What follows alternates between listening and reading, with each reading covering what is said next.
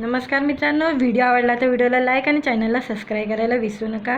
आज या व्हिडिओमध्ये आदिनाथ कोठारे आणि उर्मिला कानेटकरने घटस्फोट घेतलेला आहे, त्याबद्दल जाणून घेऊया आजच्या व्हिडिओमध्ये। मराठी चित्रपटसृष्टीमध्ये अतिशय लोकप्रिय आणि सर्वांची आवडती जोडी आदिनाथ कोठारे आणि उर्मिला कानेटकर विभक्त झालेले आहे। लग्नाच्या जवळपास 16 वर्षांनंतर त्यांनी घटस्फोट घेतला आहे। आता दोघांमध्ये नेमकं काय बिनसलं असा प्रश्न अनेकांना पडलेला आहे।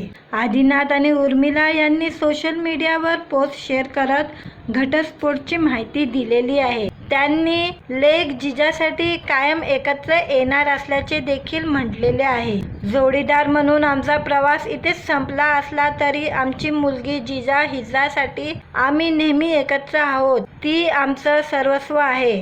तिला भरपूर प्रेम, सुरक्षितता आणि पाठिंबा मिळावा यासाठी आम्ही आनंदाने आणि पूर्ण जबाबदारीने एकत्र येऊन तिचे संगोपन करत आहोत, असे त्यांनी पोस्टमध्ये म्हटलेले आहे। या विषयावर आमचे हेच एकमेव वक्तव्य असेल आणि यापुढे आम्ही यावर कोणतीही कमेंट किंवा चर्चा करणार नाही। तुमचे प्रेम आणि समजूतदारपणाबद्दल मनापासून धन्यवाद, आदिनाथ आणि उर्मिला, असे त्यांनी पोस्टच्या शेवटी लिहिलेले आहे। आदिनाथ आणि उर्मिला यांनी त्यांच्या घटस्फोटाचे स्पष्ट कारण अद्याप सांगितले नाही, त्यामुळे वेगवेगळ्या चर्चांना उधाण आलेले आहे।